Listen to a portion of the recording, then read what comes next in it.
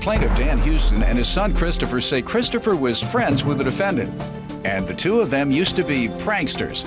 Dan even busted his son and the defendant throwing a party in Dan's house with over 200 guests. And he's suing because he co-signed on an apartment for Christopher and the defendant, but they were evicted, so Dan was held liable for the unpaid rent.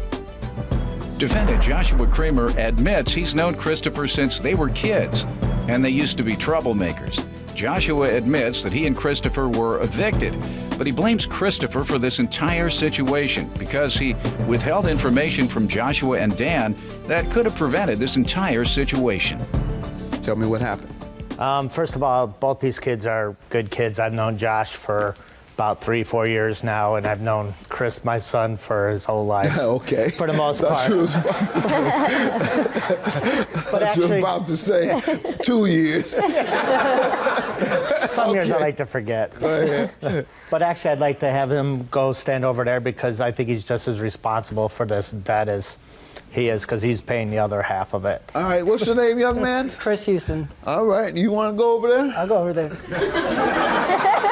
Sir, you gonna be all right? I'll be fine. Yeah. All right. Don't start no stuff in here.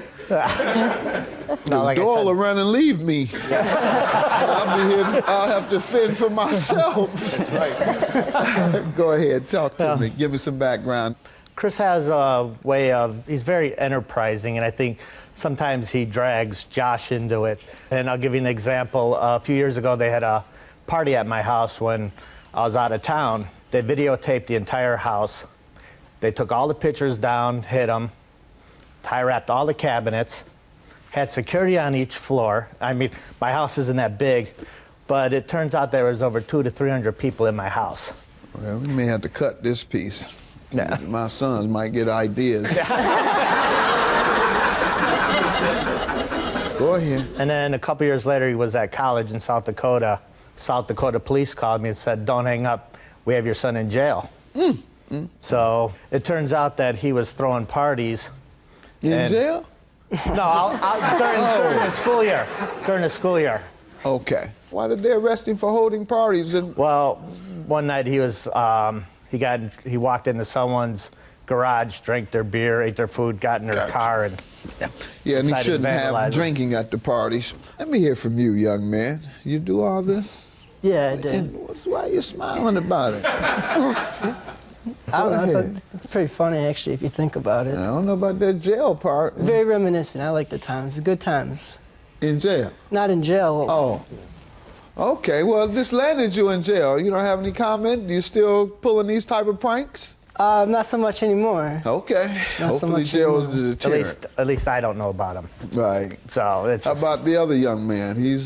Are you a prankster also? Or Absolutely not. looking to get into something all the time? Not so much. Back in the day, maybe, yes. I have known Chris pretty much my whole life. I went to elementary school, middle school, high school with him. We grew up the street from each other, basically. We did have a party, and we did get busted. We had a lot of people there. My parents gave me permission. I told them I'm going to have a couple people over, but I didn't tell them how many. we said 10 people. I said That's a couple what he people, said. 2 or more, so there's a lot more people. Times 100 for you. More. Yeah. Tell me what happened with the collections. Okay, so back in last year, in June, my son came to me and asked if I can co-sign for an apartment for him in Schaumburg.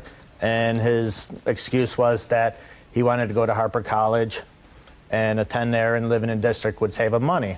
So I thought that was a pretty good idea. I haven't had no problems with him in 2 years, so I figured it'd be a good idea. So I co-signed for both of them. Well, back in February 1st, Chris moved in, said that, we're out of our lease. He said that Josh went into the military and we were able to get out of our lease. So I said, okay, fine, whatever. So I think it was April or May, I get a collection call. And the bill was originally $10,000 because they got him for... How much was the rent per month? Well, they got a special... $12.50 a month, and we had a And you all didn't pay for $250. 9 months? We started July 1st, we moved in, we paid up until... January.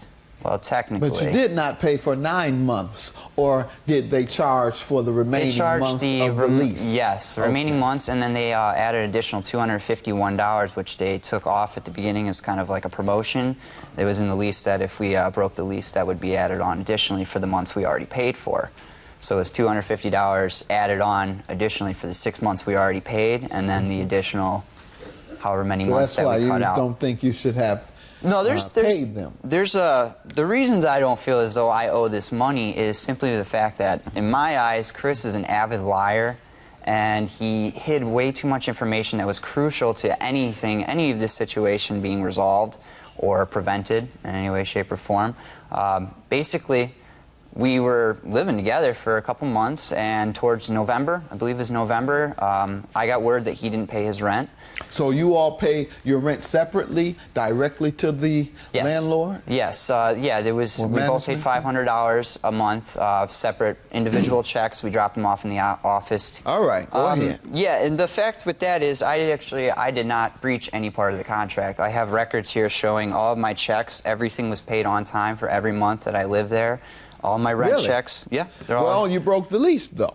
We were evicted because he had not paid the rent. No, I was paid up until January. I have a history report here that shows all of his checks. November was not received. December, his check was returned. In January, his check was returned. How many months were remaining on the lease when you moved out? About 6. All right, and your share was how much each month? 500? So that comes out to about $3,000. Do you have any thing from the landlord that says they allowed you to escape the remaining months on the lease? Yes, there's a clause in Let's see the it. lease that said, basically, I think it's paragraph 22 in the lease. It says any military. Oh, you went to the military? No, absolutely So what not. does that have to do with He you? I'm lied talking to his- about you. I was I'm gonna talking go to the about what military. allows you to escape your obligation. You My had obligation? a separate obligation. Yes, in the lease right there, it says that both parties would be excused if one of them was enlisted in the military or drafted. It just Okay, states and that did the you lease show is this dropped. to the management company? Yeah, absolutely. They What were did on my they say? side. They were on my side the whole time. They That said, means you're allowed to escape the lease. yeah, technically, but the Oh. fact is, he lied to me. He said No, technically, were you allowed to escape Oh, the yes, lease yes. after showing him this? that, yes, but I was So not the one let's going see in the military. then. You shouldn't have anything that says they owe. They never went into the military. No. So He- why are you showing me this if you never got- went into the military? $2,709. He failed to complete the months left on the lease, and therefore you had to pay, or you're being charged for it. As co-signer, his only defense is if you go to the military, you're able to get out of the lease. But no one went to the military. And your son obviously still owes as Yes. well, and he's going to pay how? Out of his behind, or what are you going to do? Take his car or something, right? No, well, I had the titles for the cars, so I could always hold that. How's he over him. going to pay? No, he's working full time, and he does pay me every 2 weeks. Good enough. All right. Judgment for the plaintiff. Have a good day.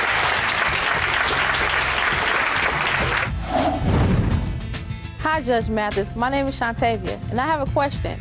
Can I sue a minor for assault? In most cases, Shantavia, you can. If a child commits an intentional act that causes you to suffer any type of harm, then he or she is liable to you for their actions. The unfortunate part is that it's hard to collect unless the minor is working, but otherwise you cannot collect until the minor becomes an adult. Good luck to you.